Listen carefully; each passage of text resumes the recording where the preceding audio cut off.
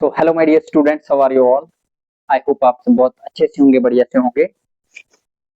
सो dear students, हम endomembrane system पढ़ रहे थे। एंडोमेम्ब्रेन सिस्टम में हमने गोल्गी कॉम्प्लेक्स पढ़ लिया था लास्ट लेक्चर में।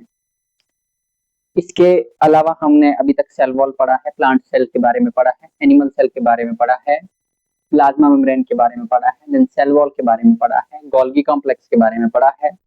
Now today let's discuss about the cells transport and packaging material, या उन ऑर्गेनेलिज को पढ़ेंगे जो ट्रांसपोर्ट में हेल्प करता है और पैकेजिंग में हेल्प करता है, डिलीवरी में हेल्प करता है एक जगह से दूसरी जगह। ठीक है, और सेल को स्वस्थ रखने में हेल्प करता है।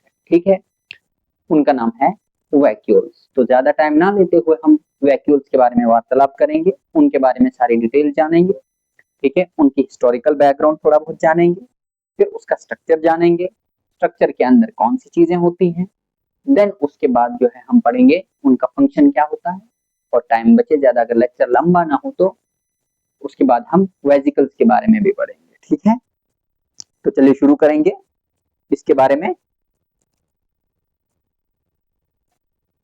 वैक्यूल्स के बारे में। ठीक है, सो प्यारे बच्चों, वैक्यूल्स क्या चीज है। जैसे अभी तक मैंने आपको प्लांट सेल और एनिमल सेल पढ़ाया। प्लांट सेल्स में आपको मैंने दिखाया था कि बीच में एक सेंट्रल वैक्यूल होता है। ठीक है, वो 80 से 90% जो सेल का स्पेस है, इंटरनल जो जगह है, उसको ऑक्यूपाई करता है, उसको घेर लेता है। ठीक है, और कम होते हैं नंबर में, यूजुअली एक या फ्यू होते हैं। Then if we talk about animals, these vacuoles are numerous but smaller in size, और उनका अलग अलग फंक्शन होता है, वो अलग अलग फंक्शन को परफॉर्म करते हैं। तो थोड़ा हम इसके बारे में डिफाइन करेंगे कि क्या होते हैं ये। ठीक है, they are essential membrane bound sacs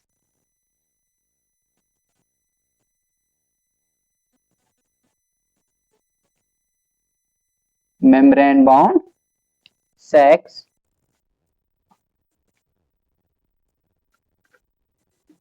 within eukaryotic sales.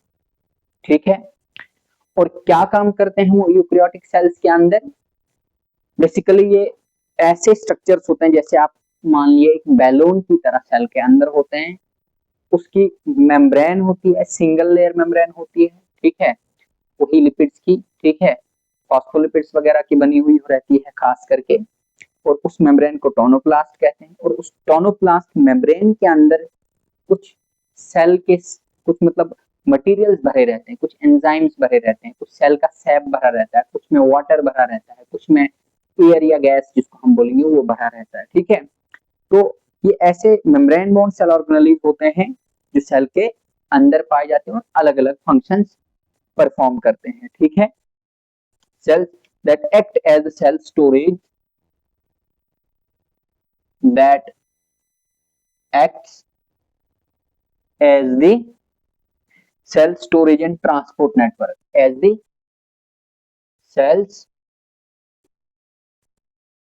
transport and storage network।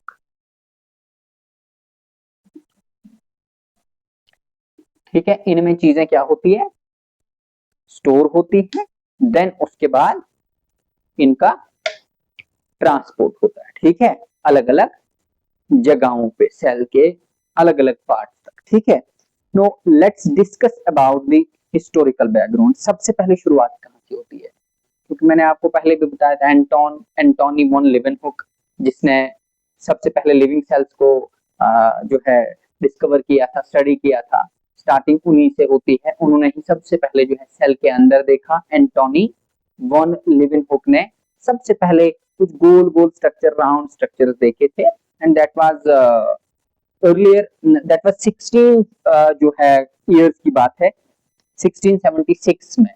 कब की बात है, 1676 में एंटोनी व्हेन लिविन हुक ने पहली बार जो है इनको छोटे छोटे स्ट्रक्चर्स की शक्ल में देखा। देन इसके बाद 1776 की बात है, लजारो स्प्लेंजनी,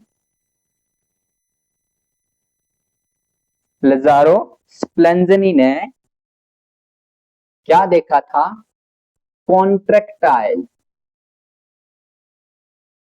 वैक्यूल को देखा था, किसके अंदर, अमोबा के अंदर, जो कि एक प्रोटोजोन है, ठीक है, अमोबा प्रोटोजोन, उसके अंदर देखा था किसने, लजारो स्प्लेंजनी ने पहली बार कॉन्ट्रैक्टाइल वैक्यूम की शक्ल में। शुरुआत उससे पहले हुई थी, कब, 1676 में एंटोनी वैन लीeuwenhoek ने देखा था, राउंड स्ट्रक्चर उसकी लाइट माइक्रोस्कोप के अंदर, but the full details were not given by him, ठीक है। देन उसके बाद 1841 में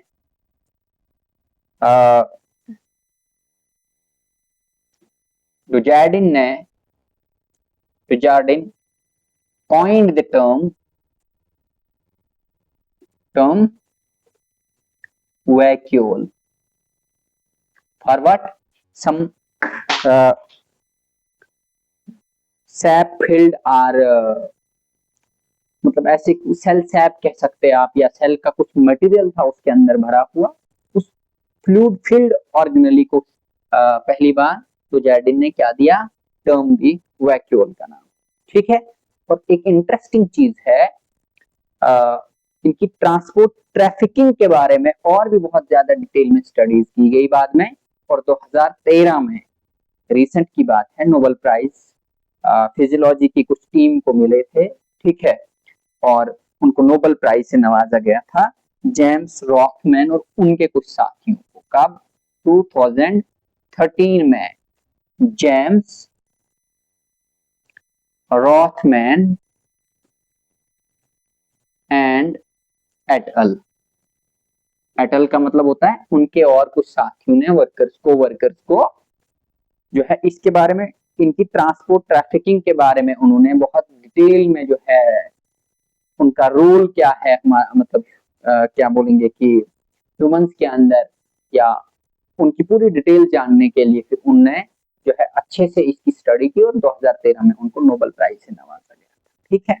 सो this is little bit about the historical और the chronological background of the vacuoles.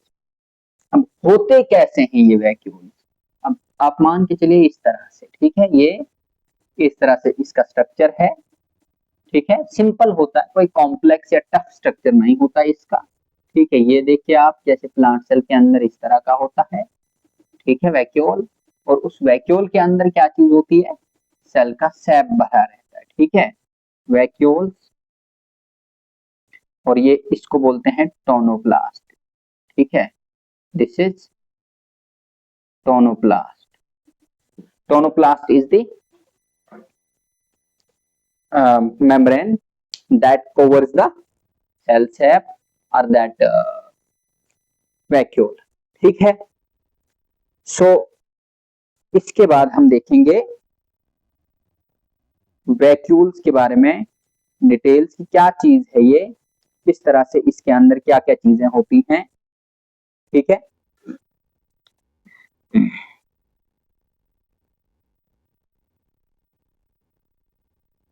are of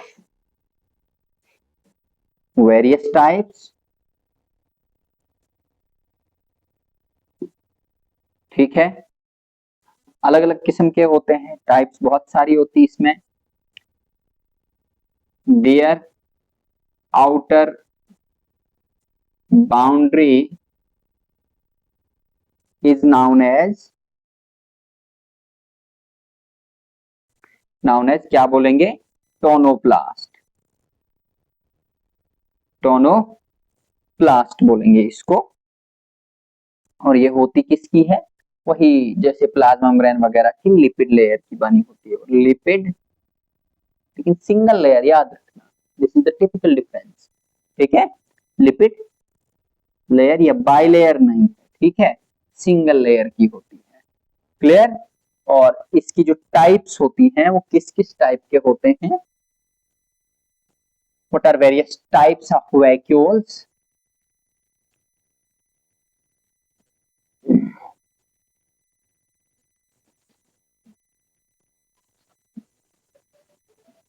What are various types of vacuoles?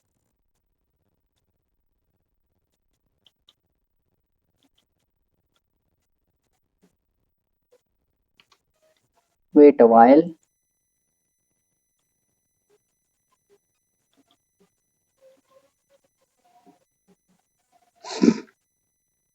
हाँ,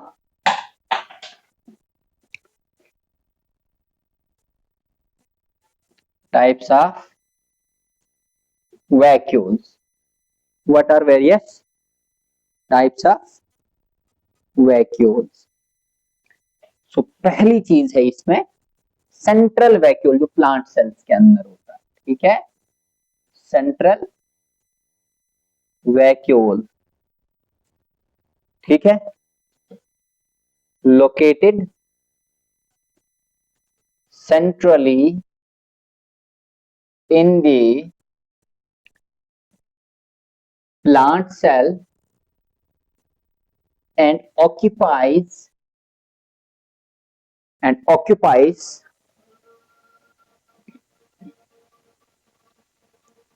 about 50 to 90% of cell space, ठीक है, inside the plasma membrane, ठीक है, it's very simple. और इसका size जो होता है it is large in size, it is large in size, got it. और इसका फंक्शन जो होता है, stores what, fluid, ions, nutrients, ions, nutrients, pigments, plant cells के अंदर है तो अलग अलग पिगमेंट्स, ठीक है, जैसे एंथोसाइनिन वगैरह वगैरह जो पेटल्स की कलरेशन में, फूल के कलरेशन में हेल्प करते हैं, ठीक है, एक टिपिकल कलर देते हैं, उसको बोलेंगे एंथोसाइनिन, या बोलेंगे और भी कई किस्म की पिगमेंट्स होती हैं, उन पिगमेंट्स को स्टोर करता है, ठीक है, pigments and waste products, and waste products, ठीक है, क्लियर।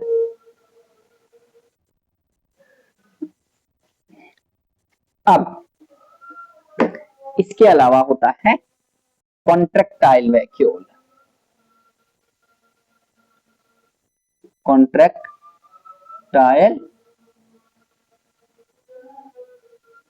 कॉन्ट्रैक्टाइल वैक्यूल, ये कहां होता है? ये पाया जाता है typically found in fresh water protozoans,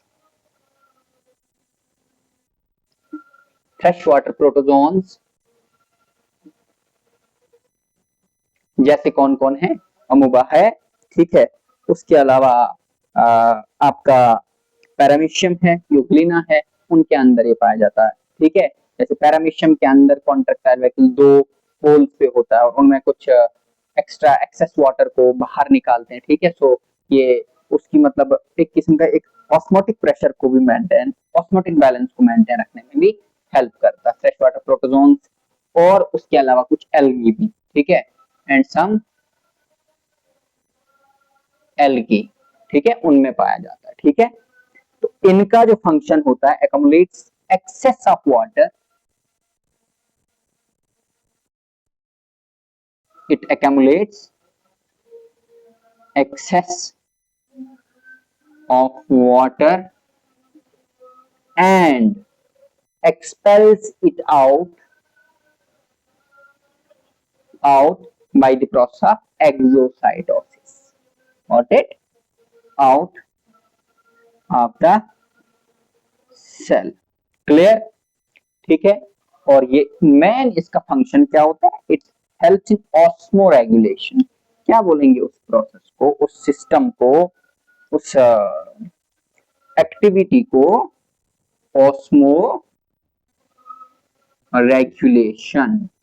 ये ऑस्मो रेगुलेशन में हेल्प करते हैं। क्लियर? शाबाश बेटा।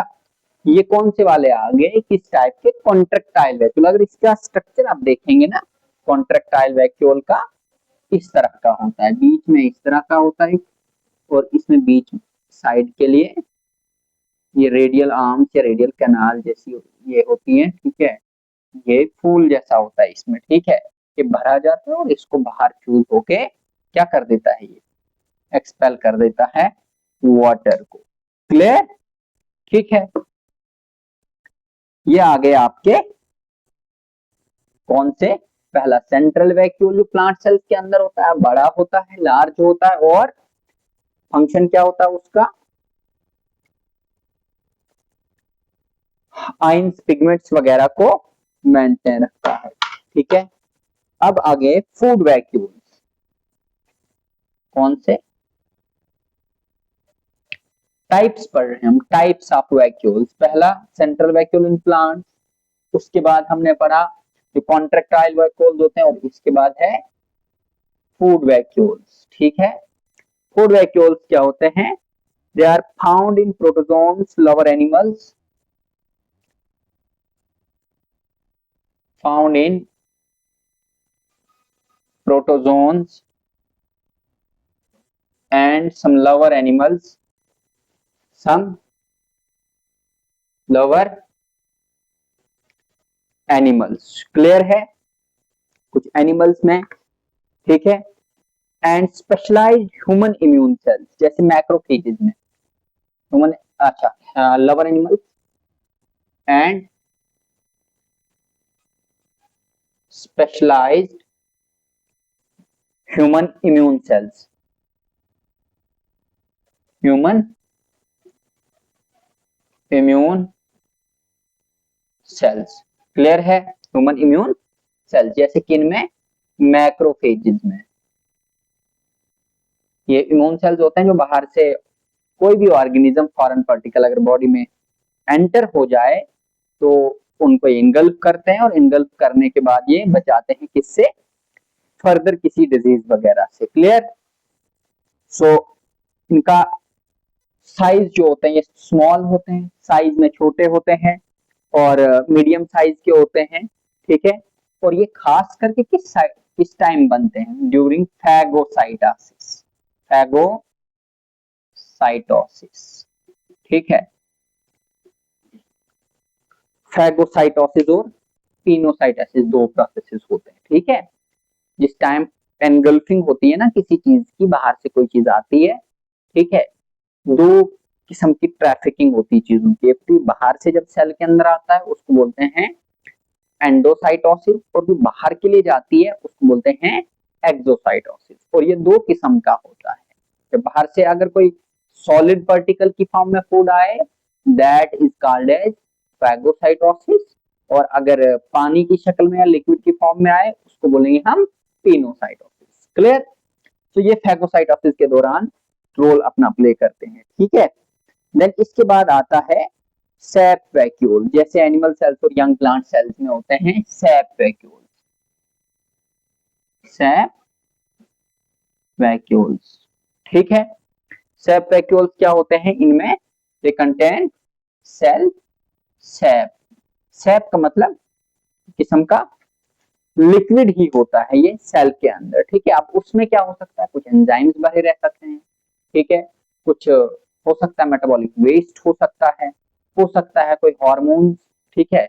जैसे कि हमारे इंसुलिन के जो मतलब प्रोडक्शन होती है इनमें पेनक्रियाटिक सेल्स में, वो किसकी हेल्प से करते हैं? किसी की मदद से, वैक्यूल की मदद से। ठीक है। वैक्यूल्स क्या करते हैं? आप उसके अंदर जो है इंसुलिन पैक होता है, सेल मेम्ब्रेन के पास आएगा और उसको फिर बाहर निकाल देगा और उसको ब्लड में फिर निकाला जाता है। इसी तरह से हमारे जहाँ पे साइनेप्स होता है, ठीक है, साइनेप्सिस जहाँ होती है नर्व सेल्स के अंदर, आपने अगर देखा होगा नो एंडिंग्स में जब आप देखेंगे एक्सॉन के एंड पे होते हैं इस तरह से, ठीक है, वहां पे नॉब टाइप बनता है इस तरह से, ठीक है। तो यहाँ ये एक वैक्यूल की फॉर्म में आता है और यहाँ पे एक न्यूरोट्रांसमीटर एक रिलीज कर देता है जिसका नाम एसिटाइल कोलिन है, ठीक है। That acetyl choline is released by this with the help of this vacuoles, ठीक है। और फिर ये इसको जो है सिग्नल ट्रांसमिशन में हेल्प करता है, ठीक है। तो there are certain types of vacuoles which are very very useful for all the plants and animals, ठीक है। तो इसके अलावा हम देखेंगे ये इनका जो है सेल सैप में क्या क्या चीज होती है, जैसे डिजोल्व सॉल्ट्स होते हैं, शुगर होता है, डिजोल्व सॉल्ट्स, शुगर्स एटसेट्रा, ठीक है। हाँ, फूड वैक्यूल्स की मुझे एक चीज और भूल गई, जैसे कि आप अमीबा में देखोगे ना, अमीबा का स्ट्रक्चर ऐसे देखोगे, इसमें बाहर से जैसे ही खाना आएगा ना, सपोज ये वाला कोई पार्टिकल यहाँ, तो ये इस तरह से इन्वेजिनेट हो जाएगा इस तरह से, और यहाँ इस तरह से बन जाएगा, और फूड वैक्यूल फूड जो है अंदर आ जाएगा इस तरह से, और फूड वैक्यूल ये बन गया। और इस फूड वैक्यूल के अंदर एंजाइम फिल्ड रहते हैं, कौन से वाले, डाइजेस्टिव एंजाइम, और ये डाइजेस्टिव एंजाइम्स की हेल्प से ही फूड को डाइजेस्ट करता हुआ क्या करता है, ये अलग अलग जगहों पर साइक्लोसिस एक प्रोसेस रहता है, उसकी हेल्प से जो है डिलीवर करता है। सो आपको तो अब इसमें बोलने की जरूरत नहीं है क्योंकि टाइम भी ज्यादा वेस्ट हो जाएगा, ज्यादा बोलने की जरूरत ही नहीं है इसमें। आपको मैंने जो टाइप्स पढ़ाई उनके फंक्शन पढ़ाए वही फंक्शन है। अब मैं दोबारा से थोड़ा सा एक एक पॉइंट नोट करूंगा, सो मेरे साथ आप नोट कर दीजिएगा। जैसे वैक्यूल्स का सबसे पहला फंक्शन क्या है, फंक्शंस में इनका पहला फंक्शन है स्टोरेज ऑफ मटेरियल्स। अब किस चीज की स्टोरेज करते हैं, जैसे मैंने अभी बताया इनमें क्या होता है, कार्बोहाइड्रेट्स होते हैं, कुछ शुगर्स होते हैं, ठीक है, शुगर भी एक कार्बोहाइड्रेट ही वैसे, ठीक है। इसके अलावा इनमें डिजोल्व साल्ट्स होते हैं, कुछ आइंस होते हैं, ठीक है, वो आइंस इनमें स्टोर रहते हैं, और जहां पे सेल की जरूरत, सेल के अंदर जरूरत पड़ेगी वहां तक वो लेकर डिलीवरी करेंगे, ठीक है। सो पहले स्टोरेज करेंगे अपने अंदर। इसके अलावा मैंने आपको कहा कुछ पिगमेंट्स रहते हैं, पिगमेंट्स क्या, जैसे एंथोसाइनिन्स होते हैं, anthocyanin is the pigment which is responsible for giving the characteristic color to the petals of the flower. Are you getting? मैं दोबारा से बता रहा हूँ, वैक्यूल्स के अंदर ही एक सेल ऑर्गेनली आप कह सकते हो, एंडोमेम्ब्रेन सिस्टम का एक पार्ट है, ठीक है, उसके अंदर क्या रहता है, पिगमेंट भरा रहता है, स्टोर करके रहता है। Then this pigment is called as anthocyanin. What is that, anthos हमेशा रिलेटेड टू फ्लावर, याद रखना, study of flower is called anthology, ठीक है, एंथोसायनिन, ठीक है, स्पेलिंग चेक कर लेना। एंथोसायनिन जो है this is the pigment which is found in plant cells, ठीक है, और ये किस में स्टोर रहता है, वैक्यूल के अंदर, और ये क्या करता है, पर्टिकुलर या एक कैरेक्टरिस्टिक कलर देता है पेटल्स को। सो this is the pigment which is being stored by the vacuoles which provides or which gives the characteristic color to the petals of the flower, ठीक है, जो आपको रंग बिरंगी दुनिया दिख रही है ना, ये बाबा जी इसके लिए रिस्पॉन्सिबल हैं, ठीक है। सो इसके अलावा और क्या रहता है इसमें, फिर ट्रांसपोर्ट, क्या पहला गया storage, then transport of materials, materials का ट्रांसपोर्ट, जैसे ही वो मटेरियल रेडी हो गया तो क्या करेंगे, उसको पैक करके डिलीवर कर देगा जहां पे जरूरत होगी सेल के अंदर, ठीक है।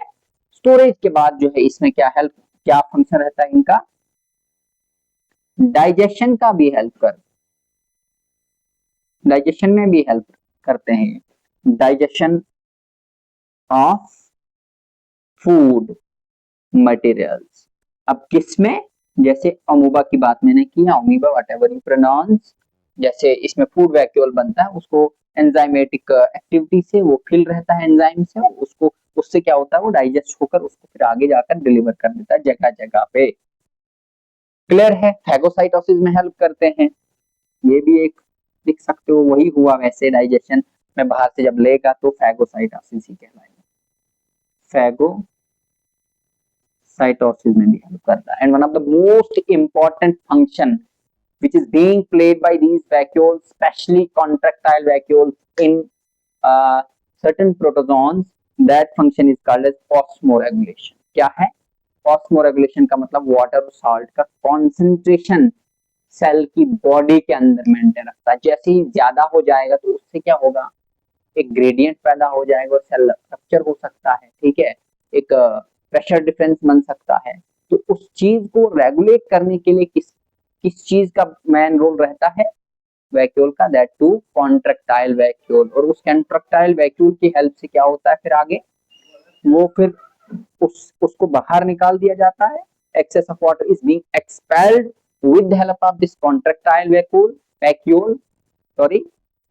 vacuole, then this function that is called as osmoregulation is being performed here, ठीक है, osmoregulation, क्लियर है। और इसके अलावा बहुत सारे ऐसे कुछ मटेरियल्स होते हैं, लाइक इंसुलिन, मैंने आपको बताया, एसिटाइल कोलिन होता है, वो ब्लड के अंदर जो है इंसुलिन सिक्रीट करता है ये, ठीक है, रिलीज करता है, ठीक है, बहुत इंपॉर्टेंट रोल प्ले करता है। देन उसके अलावा एसिटाइल कोलिन जो मैंने आपको बताया एज अ न्यूरोट्रांसमीटर, ठीक है, that is being delivered by this vacuole. So this is little bit about vacuoles.